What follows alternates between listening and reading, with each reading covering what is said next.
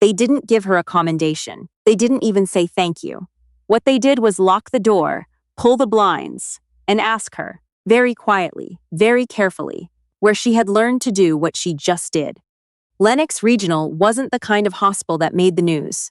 It sat at the edge of a mid-sized city in eastern Tennessee, the kind of place where the ER smelled like floor wax and burned coffee, where the vending machine on the second floor had been broken for 8 months, and where the nursing staff rotated through 12-hour shifts with the mechanical efficiency of people who had stopped expecting the job to be glamorous. Nadia Voss had worked there for 3 years. Nobody gave her much thought. That was, in some ways, exactly what she had intended. She was 31, quiet, with the kind of face that people looked past at parties. She wore her dark hair pulled back tight, never wore jewelry on shift, never raised her voice, never lingered in the break room long enough to become part of the gossip. She filed her charts on time. She deferred to the attending physicians without complaint. She made decent coffee when it was her turn and never called in sick. The other nurses liked her well enough but didn't know her. Petra Osi, who had worked the ER for 11 years and considered herself an expert in reading people, had once told their charge nurse that Nadia Voss was the most forgettable, competent person I've ever met. She said it without malice. It was simply true. Nobody knew that Nadia had spent 4 years as a Navy corpsman. Nobody knew she'd been embedded with a MARSOC unit in 2 different combat rotations, or that she had been trained in trauma interventions under conditions that most civilian physicians would consider impossible. Nobody knew that the last procedure she'd performed before her honorable discharge had been a field thoracotomy in a bombed-out building outside of Erbil, with no anesthesia, no light except a headlamp, and no backup. She had saved that man's life. She had also decided after that night that she was done. So, she had come home, enrolled in a nursing program, passed her boards, and found the quietest hospital she could. She had put the other version of herself somewhere dark and locked it and thrown away the key, or at least told herself she had. The night everything changed was a Tuesday in late November. The call came in at 11:47 p.m. 2 patients incoming, ETA 4 minutes, motor vehicle collision on I-81. 1 stable, 1 not. Nadia was already gloved when they came through the doors. The stable one was a woman in her 50s with a broken collarbone and a split eyebrow, crying quietly, calling out a man's name. The other, the not stable one, was a man in his late 30s, big across the shoulders, wearing civilian clothes that didn't quite fit the way civilian clothes usually fit. His shirt was torn open from paramedics' initial assessment. His chest was a map of old scars. Not the kind that came from accidents. The kind that came from being very good at a very specific job and surviving it anyway. The ER attending on duty that night was Dr. Calloway, a capable physician who was also, at that particular moment, managing a septic pediatric patient in Bay 3 and a suspected stroke in Bay 5. He appeared in the doorway of the trauma bay, long enough to call out assignments and disappear again. Nadia was handed the not stable one. His name, she would learn later, was Sergeant First Class Joel Marin, United States Army Special Forces. But in that moment, he was simply a man dying on a gurney. His pressure was 54/30 and falling. The paramedic handed off the report in clipped sentences. Blunt abdominal trauma. Suspected internal hemorrhage. He'd been conscious at the scene, combative, then gone quiet in the rig. His blood oxygen was dropping, despite the non-rebreather mask, 2 large bore IVs already running wide open. "He's going to code," said the second paramedic. Not a question. Nadia looked at the monitor. She looked at the man. She looked at the ultrasound probe that someone had left on the tray, and without asking anyone for anything, she picked it up and ran a fast exam. 4 quadrants, 30 seconds, and found what she was looking for immediately. Free fluid. Everywhere, his aorta was hemorrhaging. There was no vascular surgeon in the building. The nearest OR was 4 minutes away and he didn't have 4 minutes. The attending was unreachable. The second-year resident, who had just materialized in the doorway, looked at the monitor and went the color of old paper. Nadia made a decision. What happened next took 7 minutes. Later, reviewing the security footage, the trauma coordinator would time it 3 separate times because she couldn't believe the number was accurate. Nadia called for a large-bore Foley catheter, not a piece of equipment anyone would have requested in that context. And the scrub tech, confused, handed it to her anyway. She also called for a pressure syringe, a specific gauge of wire she named without hesitation, and told the respiratory tech to bag him manually and hold steady no matter what she heard. "What are you doing?" the resident asked. "Keeping him alive," Nadia said. "Hold his hips still." What she performed was not in any nursing scope of practice manual. It was a modified resuscitative endovascular balloon occlusion. REBOA, in clinical shorthand, improvised with materials that were not designed for the purpose, guided by the ultrasound image on the screen beside her. Executed with the kind of calm that only comes from having done something very similar in worse conditions. The balloon, seated in the proximal aorta, slowed the hemorrhage. His pressure climbed. 58/35, then 71/40, then 88/52. The room had gone very quiet somewhere around the 2-minute mark, the kind of quiet that happens when a group of people collectively holds its breath and forgets to let go. The monitor beeped steadily. The resident said, very softly, "He's stabilizing." Nadia stripped off the outer layer of her gloves and told the scrub tech to call the OR and get vascular on the phone, because the patient needed emergent surgery and the window she had just bought them was not going to last forever. Then she updated the chart, checked his lines, watched his pressure hold at 91/55, and did not move from his side until the OR team arrived, with the transport gurney 11 minutes later. Joel Marin went upstairs alive. Nadia went to the supply room to restock the crash cart. She was pulling packets of gauze from the shelf when Petra appeared in the doorway. Petra, who had seen 11 years of trauma and prided herself on not being impressed by anything, stood there with an expression Nadia had never seen on her face before. "Where did you learn that?" Petra asked. "Learn what?" Nadia said. Petra looked at her for a long moment.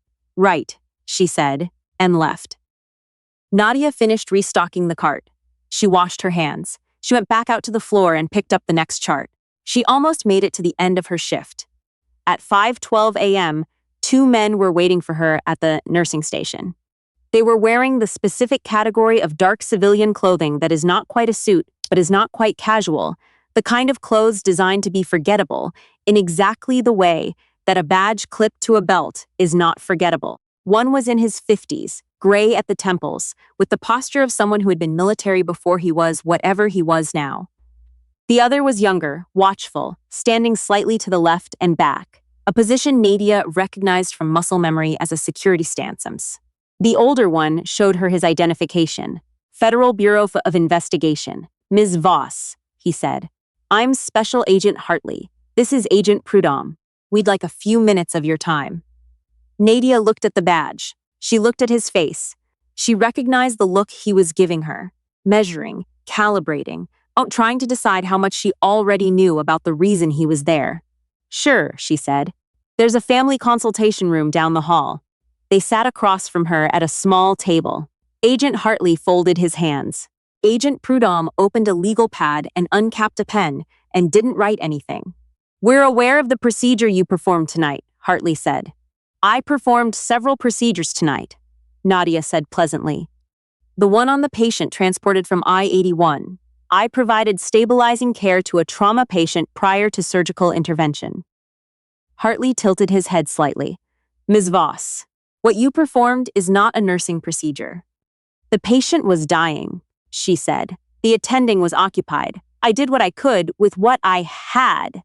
The vascular team that received him in the OR described the technique as, he checked a small notebook, field expedient REBOA, a procedure that requires specialized training not offered in standard nursing education or even standard emergency medicine residencies.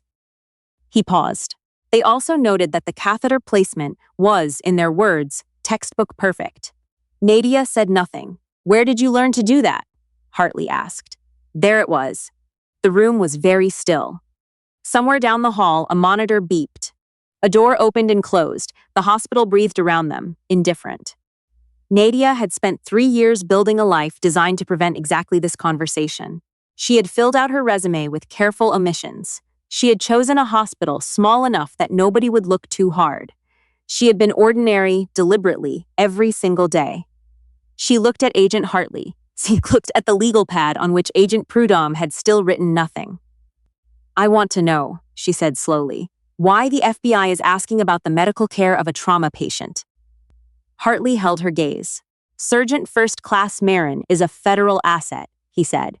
"He was transported from the site of what we believe to have been a targeted attack. We have reason to be interested in everyone who had contact with him tonight." "I'm a nurse," Nadia said. "I had contact with him because he came through my R. Yes." Hartley unfolded his hands and laid one flat on the table. "And a nurse who can perform emergency aortic occlusion with improvised equipment in under 10 minutes at 5 in the morning without backup and without panic is not someone I'm going to pretend is just a nurse." He said it without accusation, almost with something that resembled respect. "So, I'll ask again, where did you learn to do that?" Nadia thought about a building in northern Iraq with 3 walls still standing. She thought about a headlamp strapped to her forehead and blood on her hands, and a man's ribs held open by a retractor she'd fashioned from a piece of kit she was never supposed to modify.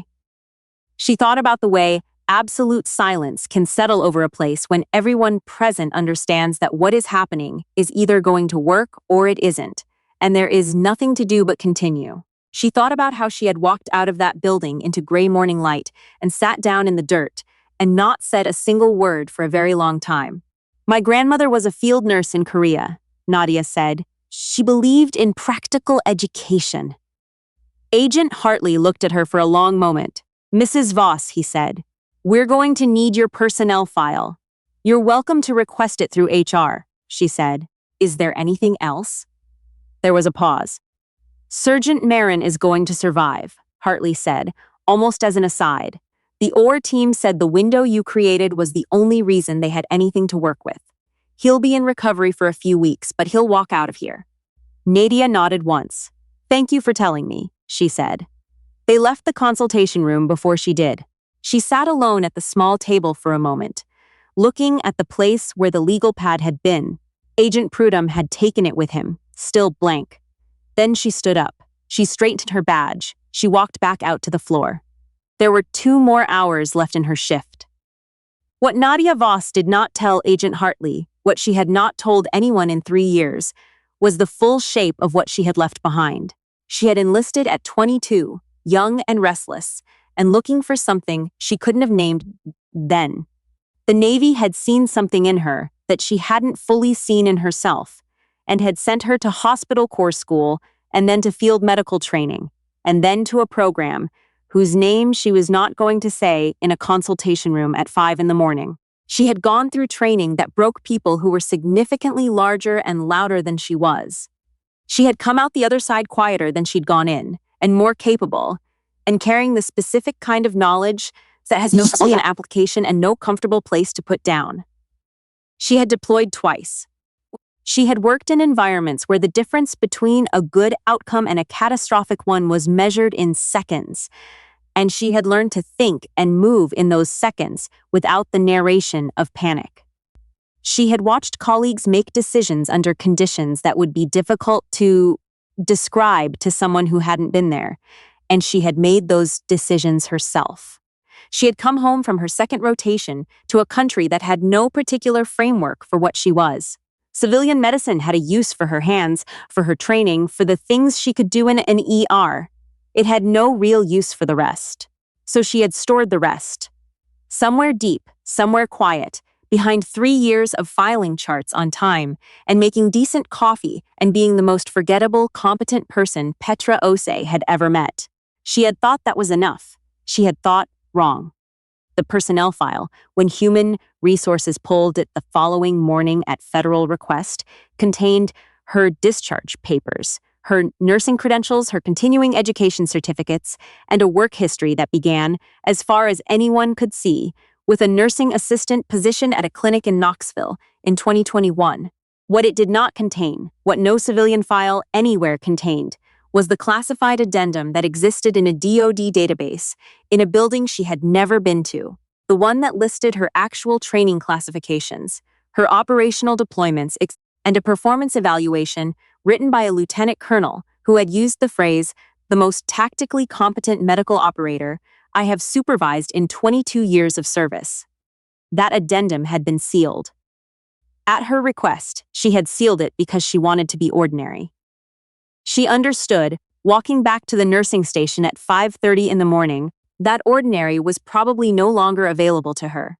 Agent Hartley called her cell phone at 11 a.m. after she had gone home and slept 4 hours and was standing in her kitchen staring at the coffee pot. "We'd like to meet with you again," he said, more formally, with a few additional people present. "Who?" she asked. "People who'd like to talk about whether you're interested in a different kind of work." She poured herself a cup of coffee. She thought about the feel of the ultrasound probe in her hand at midnight, the clarity of the image on the screen, the way her hands had moved without her having to think about them moving. She thought about the way the room had gone quiet when the monitor started climbing. She thought about the man who was currently breathing in a recovery room upstairs because of what she had done. "What kind of work?" she asked. "The kind," Hartley said, "where your particular background isn't something you have to apologize for." There was a long silence. "Send me a time," Nadia said. She hung up. Outside her window, the November morning was cold and gray, the kind of gray that sits low on everything and makes the whole city look like it's waiting for something. She drank her coffee, standing at the kitchen counter. She didn't look at her phone.